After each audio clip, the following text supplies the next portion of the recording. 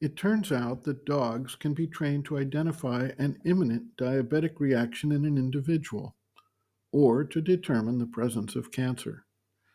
If we reflect on the implications of this for a moment, it becomes clear that there are indications that can be picked up by the dog's senses, even if most, or even all, human beings are unaware of these things. It could be a frequency or vibration. It could be a scent that emanates, or some other subtle sensory stimuli perceptible to the dog.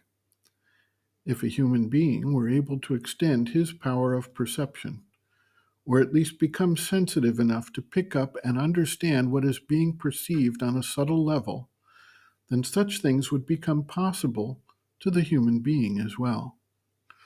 Some individuals report that they can tell someone who is stricken with the flu by a greenish cast that they give off. Recently, we reviewed an experiment conducted on mice who were subjected to the vibrations of cancerous mice and who subsequently developed tumors, and then were subjected to the vibrations of healthy mice, and the tumors regressed. There is a constant play of vibrations that impact the mind, the vital envelope, or aura, and the physical frame of the body. We simply fail to see the subtle signals or energies, either because they vibrate outside our range of perception or because we are not trained and receptive or quiet enough to take cognizance of them. As individuals become receptive and aware of these vibratory patterns acting upon them, they can also take steps to reject or eliminate their ability to negatively impact the body and its equilibrium. In some cases, individuals who are sensitive and who have developed the power to focus their own energies to counteract the vibrations can heal themselves and others. The healing powers of Jesus, for instance, represented such an energetic power. This power is not, however, unique, but something that healers, shamans, and doctors have cultivated worldwide. Many individuals turn to prayer, faith, or reliance on their chosen deity or guru to call for aid in their adversity. In the autobiography of a yogi, Paramahansa Yogananda described an illness and recovery facilitated by faith in the guru. The connection to the guru and the guru's vibratory pattern was able to eliminate the vibrations caused by the disease condition. An interesting report came from an individual who was suffering from extreme dysentery during a stay in India some years ago. He inquired about a doctor and was told to definitely visit a particular homeopathic doctor. That doctor asked all kinds of questions about whether he preferred hot or cold showers and other seemingly irrelevant things. He then gave the individual some homeopathic pellets as a prescription with the statement that the extreme motions of the bowels would cease within about 15 minutes. It would still take time to heal the body from the bleeding that had been caused, but the immediate cause of the physical harm to the body would be ended. Homeopathic medicine works on an energetic level with no measurable active ingredient, the way Western medicine views things.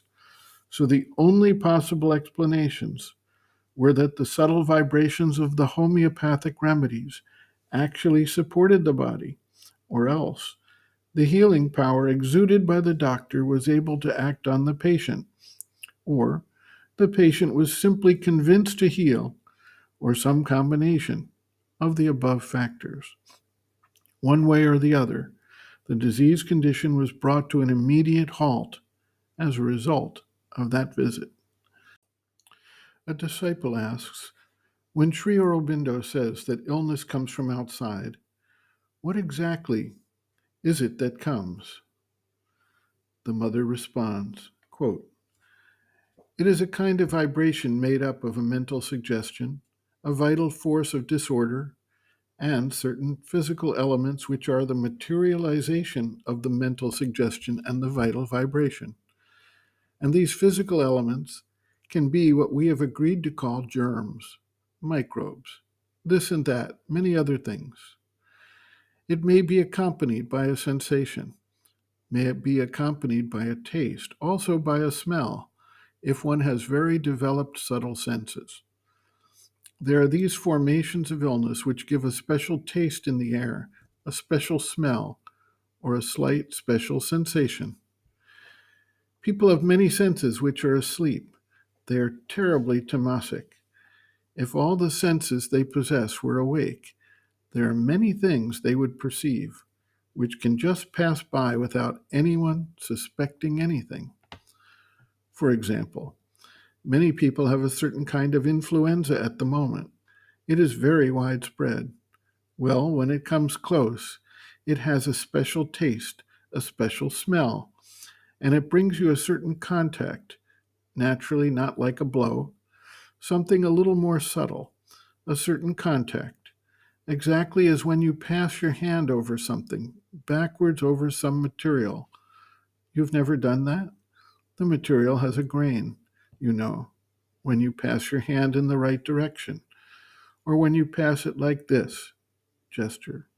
Well, it is something that passes over your skin, like this, backwards. But naturally, I can tell you, it doesn't come like a staggering blow. It is very subtle, but very clear. So if you see that, you can very easily. Besides, there is always a way of isolating oneself by an atmosphere of protection.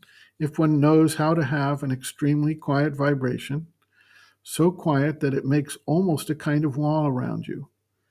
But all the time one is vibrating in response to vibrations which come from outside. If you become aware of this, all the time there is something which does this gesture, like this, like this, like this, gestures, which responds to all the vibrations coming from outside. You are never in an absolutely quiet atmosphere which emanates from you, that is, which comes from inside outward, not something which comes from outside within, something which is like an envelope around you, very quiet, like this. And you can go anywhere at all, and these vibrations which come from outside do not begin to do this gesture around your atmosphere. End quote. Reference Sri Aurobindo and the Mother, The Hidden Forces of Life, Chapter 3, Hidden Forces Around, pages 75 to 77.